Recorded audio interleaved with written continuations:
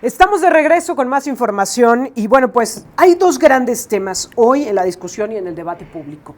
Dos grandes batallas que se están librando para garantizar los contrapesos en este país. Uno que tiene que ver con esta reforma al Poder Judicial y el otro que tiene que ver con el riesgo de la sobrerepresentación en el Poder Legislativo Federal. De estos dos asuntos queríamos platicar con Fernando Belauzarán, analista político, a quien le agradezco mucho que como siempre nos tome la llamada. Muy buenos días, Fernando. Muy buenos días, Erika, Jonathan, encantado de estar con ustedes. Días. Pues hay dos grandes temas hoy día de lucha y de debate de equilibrios, Fernando, que son el tema de la sobrerepresentación en el Congreso de la Unión, pero también el tema de la reforma judicial. Hoy comenzamos el día pues ya con la noticia, con la confirmación de que jueces y magistrados se suman al paro para hacerle frente a la reforma al Poder Judicial. ¿Ante qué nos encontramos, Fer? Sí, bueno, están defendiendo sus derechos y están defendiendo la división de poderes. Y eso es defender la república y la democracia. Entonces hay que respaldar, por supuesto, a los trabajadores. Y la verdad es que es un insulto a la inteligencia que el presidente diga que no se afecta a sus derechos laborales. Pues nomás está acabando con la carrera judicial. Y la carrera judicial, por supuesto, que genera derechos. Pues la gente va ascendiendo de acuerdo a su mérito. Y entonces que te digan, todo lo que te has esforzado en 5, 10, 15 años se va a la basura, pues eso claro que es dañino. Y además se ponen ahí comerse a los fideicomisos del Poder Judicial, donde están fondeados las prestaciones de los trabajadores. Por supuesto que sí, lo que pasa es que el presidente piensa que los trabajadores del Poder Judicial son como sus diputados que no leen las iniciativas y puede chorear así diciendo, no se les afecta ningún derecho. Pues claro que está ahí en blanco sobre negro. Y además, por cierto, en estos dos grandes temas que mencionas, Erika, los conectó el propio presidente o la fuerza mayoritaria, porque les pusieron una zanahoria para comprar a los magistrados, diciendo que se van a quedar hasta el 2027 los magistrados, y van a tener pase automático, además pueden postularse para ser ministros, lo cual los pone, pues obviamente esa es la zanahoria, para que le aprueben la sobrerepresentación, porque han perdido el debate público. La verdad es que no hay manera de decir que la Constitución establece una distorsión de la voluntad popular tal que prácticamente convierte en irrelevantes a las minorías, cuando la oposición además tuvo el 42%, pero incluso 46% de los ciudadanos que sufragaron no lo hicieron por el oficialismo. Y lo que están diciendo es que quieren cambiar la Constitución para además, para un retroceso histórico en todas las conquistas democráticas, ignorando ese 46%. Eso, pues, por supuesto que no dice la Constitución.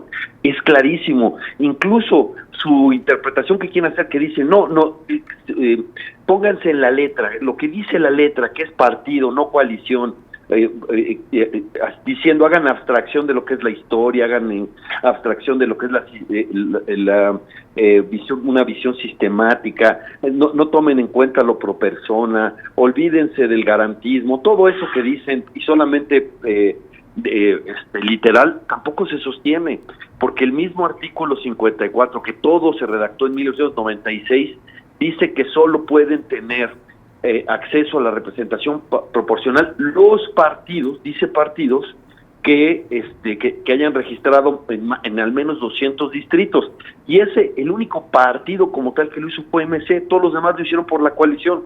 Y claro, dirían, eso es absurdo, sí, porque partido y coalición es lo mismo, pero si tú lo tomas partido y coalición lo mismo en el primer inciso, pues lo tienes que tomar también en el quinto, ¿no? Sí.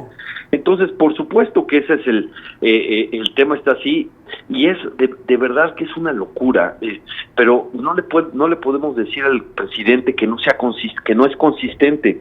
Él llegó a la presidencia con una decisión arrebatada de cancelar el aeropuerto de Texcoco. Somos el único país que sigue pagando por un aeropuerto que no construyó, sí, y que las consecuencias son terribles. Bueno, lo de la reforma judicial se quiere ir, es peor. Nos va a meter en un caos impresionante y además arriesga incluso la permanencia de México en el TEMEC, porque una de las cosas que están ahí pues es tener un poder judicial autónomo y además los órganos autónomos que también quieren desaparecer. Entonces, pues sí, tienes razón, son los dos grandes temas, pero de alguna manera están interconectados, porque claro, necesitan la mayoría calificada para la reforma al Poder Judicial. Pero a ver, Fernando, de fondo, ¿qué lees? ¿Esta intención del presidente de eliminar los contrapesos, de quitar, pues, las voces disidentes? Sí, por supuesto. Es la venezolanización política del país y no estoy llegando al lugar común, es obvio. ¿Cuál es el tema que hay en Venezuela? Pues no hay división de poderes. Parte de la bronca ahí es esa. El régimen controla al órgano que organiza las elecciones y controla al Poder Judicial y controla todo, ¿no? Entonces no hay una instancia que pueda ser un árbitro. Y las iniciativas del presidente, su plan C, nos llevan a eso, a ese mismo esquema, ¿no? Y sería pues me parece un retroceso terrible. Venezuela es el espejo que nos tenemos que ver. Por supuesto, no somos lo mismo, entre otras cosas porque nos llevan 18 años de ventaja, pero en cuanto al régimen, en donde el régimen controla todo y quita todos los contrapesos y no hay un solo espacio estatal, digamos, neutro y autónomo, pues sí, en eso es lo que nos quieren llevar y es lo que está en blanco y negro. O sea, no es y por eso muchos analistas lo están poniendo así.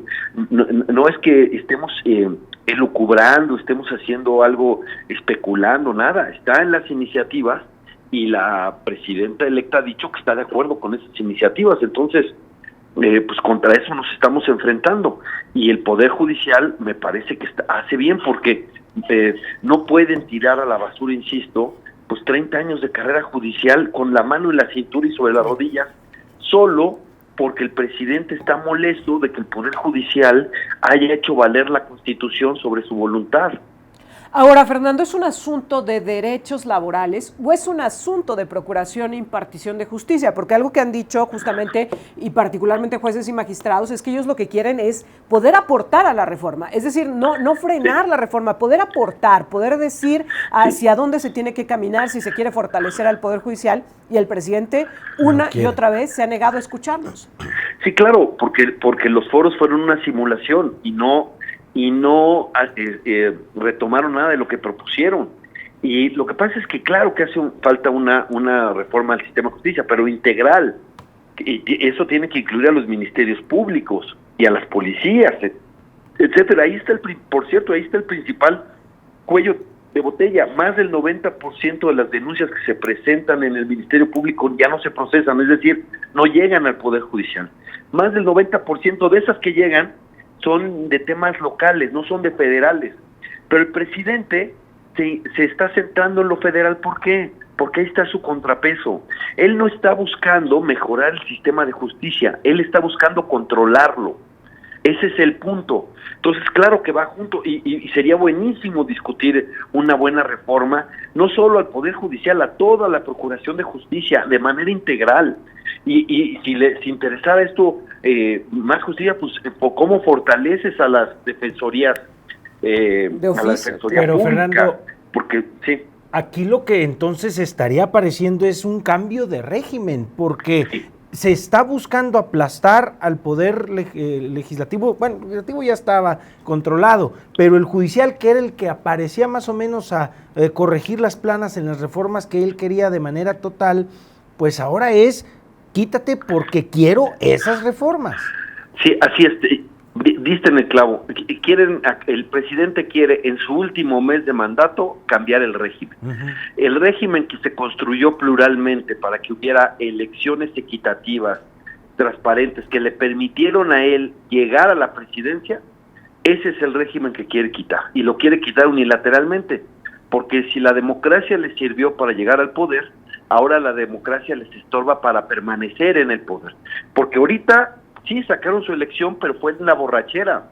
Se endeudaron, se comieron todos los ahorros que teníamos para contingencias financieras, todo, hasta los fideicomisos, hasta el de enfermedades catastróficas se lo tragaron, todo se lo han tragado, pero viene la cruda, ¿no? Porque tenemos un déficit récord, tenemos una deuda muy grande, el país está en desaceleración, y bueno, pero a ellos lo que les importa es el poder. Y vamos a ir a una situación en crisis un poco complicada, ¿no? O más bien muy complicada, que el cambio de régimen lo va a complicar más, pero ellos quieren el control político, porque saben que las mayorías finalmente en democracia son efímeras, ¿no? Te puede durar un tiempo, etcétera, pero las minorías luego son mayorías, etcétera. Eso pasa en las democracias. Eso es lo que quieren evitar, porque cuando llega el momento en que sean minoría, quieren tener el recurso de Maduro de controlar las elecciones y decir, pues aquí ganó el régimen, aunque no lo puedan demostrar. No sé si me explico, pero Sí. hacia allá es donde nos estamos ¿Quién los puede frenar, Fernando? ¿Quién podría frenar esta situación? Porque tenemos un Poder Judicial en paro, hoy tratando de generar un contrapeso. Tenemos esta lucha por frenar pues esta mayoría en el Congreso de la Unión, pero realmente, ¿quién tiene esto en sus manos? Mira, ahorita 16 personas. Los 11 consejeros del INE y 5 magistrados tienen que cumplir la Constitución.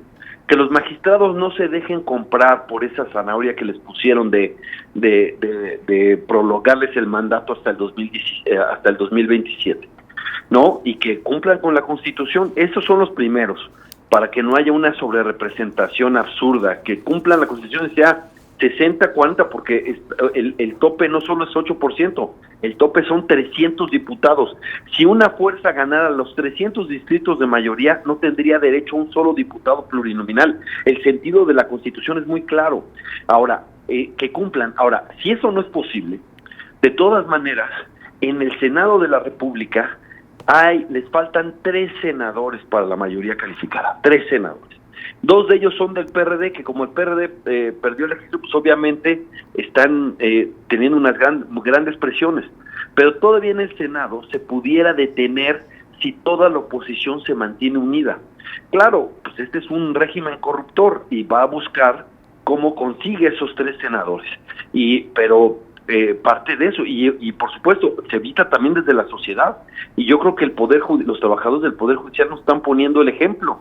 La democracia no nos cayó del cielo, se conquistó, y se conquistó también en las calles, en estas luchas.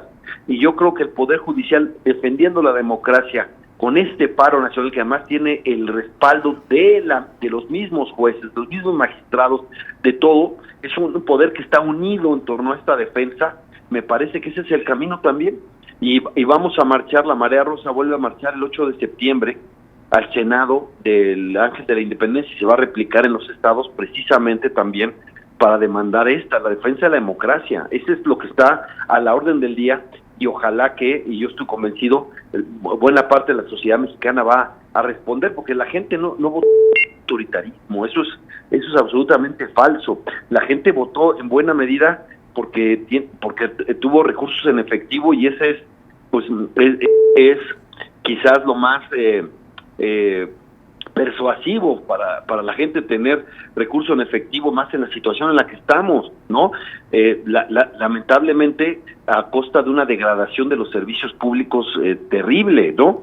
Pero eso, insisto, eso les da ahorita que fue la borrachera para gastar. En la analogía con Venezuela, la primera reelección de Chávez la hizo caminando porque tenía todo el dinero del boom petrolero y daba y repartía para todos lados, pero eso luego, ese es un recurso que luego se agota, y la degradación de los servicios públicos y de las funciones del Estado, pues lo estamos viendo por todos lados, ¿no? Entonces, votó porque le dijeron que iba a dejar de recibir el dinero en efectivo si ganaba la oposición, ¿no? Algunas gentes dijeron, no, los que me dieron esto y genuinamente están agradecidos, pues está bien, es su derecho, pero no votaron, no dijeron que quieren. La verdad es que es malinterpretar a la población diciendo que lo que quiere es un régimen autoritario, sin división de poderes, en donde una sola persona decida todo.